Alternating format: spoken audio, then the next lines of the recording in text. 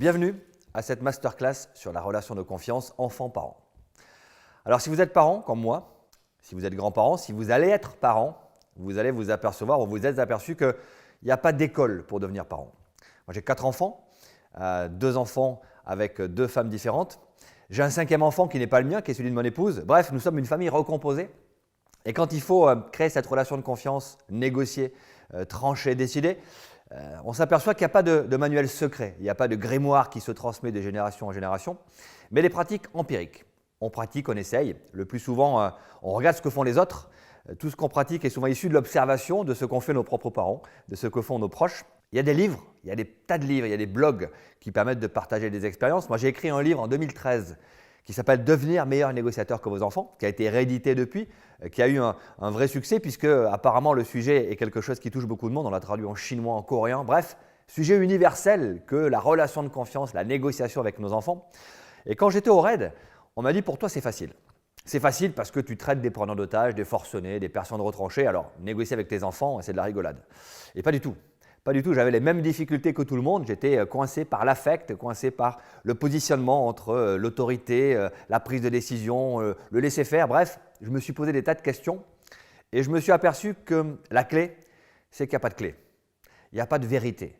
Il y a juste un partage d'expériences, de bonnes pratiques, de pratiques qui sont bonnes à certains moments et qui deviennent moins bonnes plus tard, de l'intuition, de l'adaptation. Bref, on va expérimenter. Vous expérimentez, vous allez expérimenter. Donc on va tester, on va essayer, on va se tromper. Je me suis trompé, je vais encore me tromper, on va recommencer. Mais c'est l'intérêt de cette matière tellement sensible que la relation que nous avons avec nos enfants qui fait que nous sommes sans cesse en train de revoir notre façon de fonctionner. Ce n'est pas toujours rassurant, mais c'est ce qui permet de garder le niveau de performance dans notre relation avec nos enfants et de faire en sorte que nos enfants soient libres, heureux, en confiance. Alors attention aux pièges. Les pièges que peuvent être par exemple l'autoritarisme, l'excès d'autorité, l'autorité tout le temps, ça casse la confiance dans la durée. Autre piège, à l'inverse, le laxisme, qui laisse penser une relation cool, sympa, où on laisse tout faire, mais qui dans la durée ne peut pas fonctionner. Les enfants ont aussi besoin qu'on les cadre et ils ont besoin de nous pour ça. Alors est-ce qu'on négocie? Quand est-ce qu'on négocie? En cas de désaccord? Est-ce qu'on impose? Est-ce qu'on cède? Je pense que le confinement qu'on a vécu avec la crise de la Covid a modifié la perception de nos relations. Alors ça a certainement renforcé les liens dans de nombreux cas, ça a pu aussi les distendre dans certaines situations, ça a créé des conflits, beaucoup de conflits, on était avec nos enfants plus souvent dans des situations qu'on n'avait pas l'habitude de rencontrer, leur faire faire leurs devoirs, leur faire faire leur travail scolaire. Alors ça a eu un avantage, reconnaître que le boulot de prof, c'est un vrai job.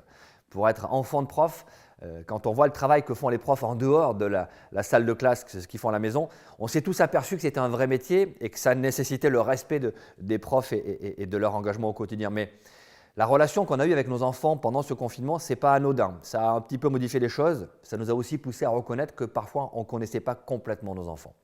Alors, notre job de parents, c'est de construire la plus belle des relations de confiance.